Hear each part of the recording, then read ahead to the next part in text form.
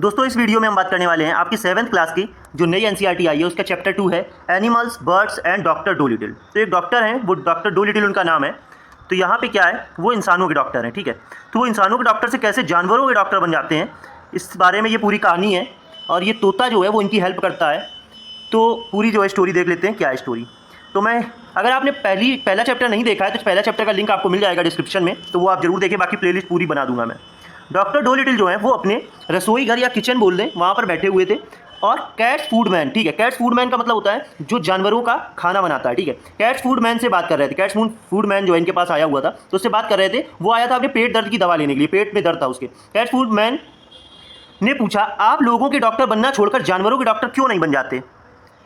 तोता जो है, ये देख लीजिए, एक तोता बैठा हुआ है, इसका नाम है पोलिनेशिया, ठीक है, पोलिनेशिया इसका नाम है। तोता पोलिनेशिया खिड़की में बैठकर जो है बारिश देख रहा था। अब वो क्या करता है, और मनी मन एक गीत भी गुनगुना रहा था। तो अब वो जब देखता है, ये जब कैट्समैन इससे बोलते हैं कि आप जो इंसानों के डॉक्टर हैं, आप ये छोड़ करके आप जानवरों के डॉक्टर क्यों नहीं बन जाते, तो तोता चुप हो जाता है और इनकी बातें जो है सुनने लगता है। अब कैट्स फूडमैन बोलते हैं, आप जानवरों के बारे में सब कुछ जानते हैं, यहाँ के पशु चिकित्सकों से कहीं ज़्यादा, मतलब कि यहाँ पे जो लोकल के जो डॉक्टर हैं, एनिमल्स के डॉक्टर हैं, उनसे ज़्यादा आपको जानकारी है। यहाँ के पशु चिकित्सकों से कहीं ज़्यादा आपको जो है जानकारी है। आपने जो किताब लिखी है बिल्लियों के बारे में, वह कमाल की है, ठीक है। तो इन्होंने एक बिल्लियों के बारे में एक किताब भी लिखी हुई है। तो ये कैट्समैन बोल रहा है, मैं खुद पढ़ या लिख नहीं सकता, मेरी पत्नी जो है थियोडोसिया, ठीक है, थियोडोसिया जो है, आप यहाँ पर देख लो, थियोडोसिया ये नाम, ठीक है। तो ये इसकी जो है कैट्समैन की जो है, कैट्स फूडमैन की ये वाइफ है। तो इसने इसको कहानी जो है वो एक किताब पढ़ के सुनाई है, जो इन्होंने डॉक्टर डोलिटिल ने लिखी हुई है।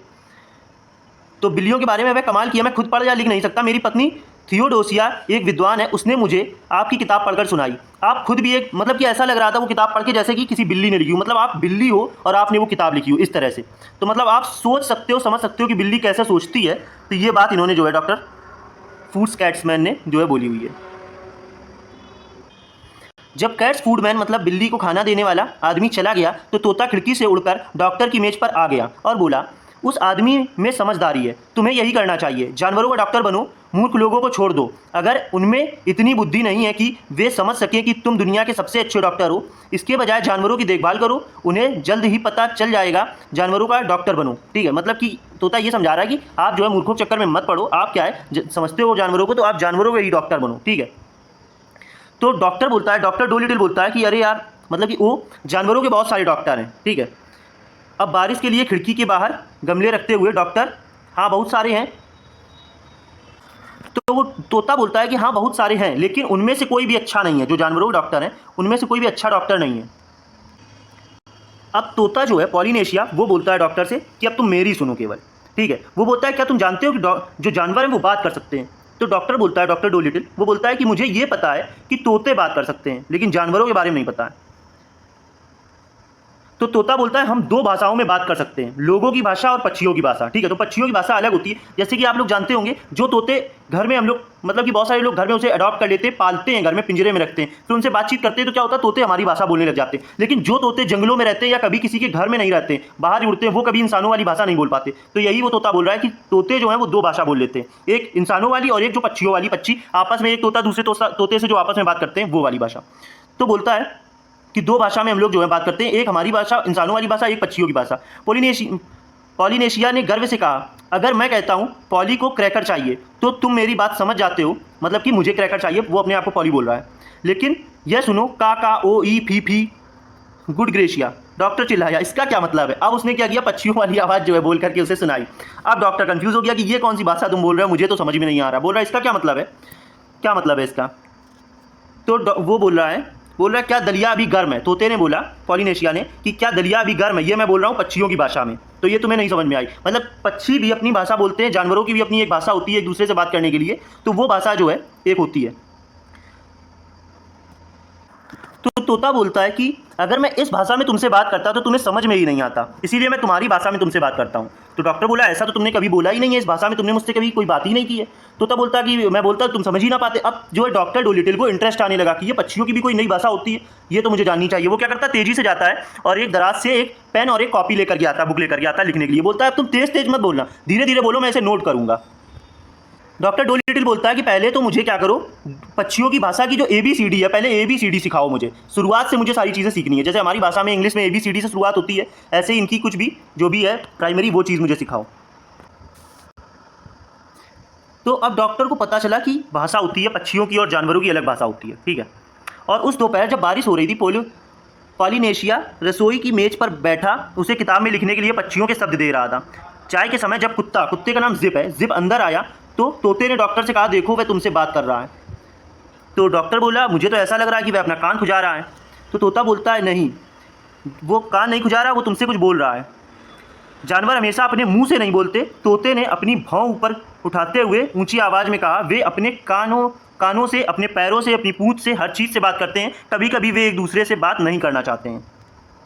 अब तोता बोलता है, क्या अब आप देख रहे हैं कि वह अपनी नाक के एक तरफ कैसे हिल रहा है? डॉक्टर बोलता है, इसका क्या मतलब है?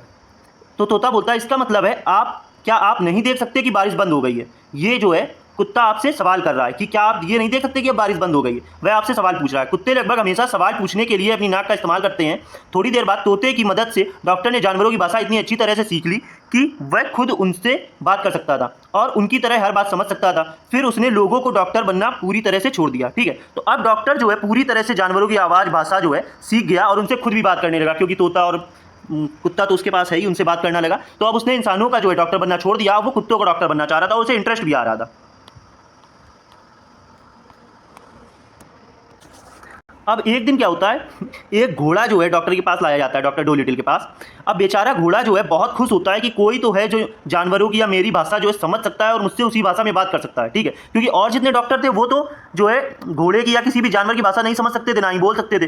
तो अब ये जो है ये घोड़ा आता है और ये घोड़ा इतना खुश हो जाता है कि चलो कोई तो मिला जो मेरी भाषा को समझ सकता है। घोड़ा खुश हो जाता है। घोड़ा बोलता है, घोड़े ने कहा, आप जानते हैं डॉक्टर, पहाड़ी के उस पार का वह पशु चिकित्सक, मतलब पशुओं का डॉक्टर, कुछ भी नहीं जानता। वह पिछले 6 सप्ताह से मेरा इलाज कर रहा है। किसी न किसी कारण से मुझे चश्मे की ज़रूरत है। मैं एक आंख से अंधा हो रहा हूँ। घोड़े को चश्मा क्यों नहीं पहनना चाहिए? ऐसा कोई कारण नहीं है जैसा कि लोग करते हैं, लेकिन पहाड़ी के उस पार का वह मूर्ख आदमी मेरी आंखों की तरफ एक बार भी नहीं देखता।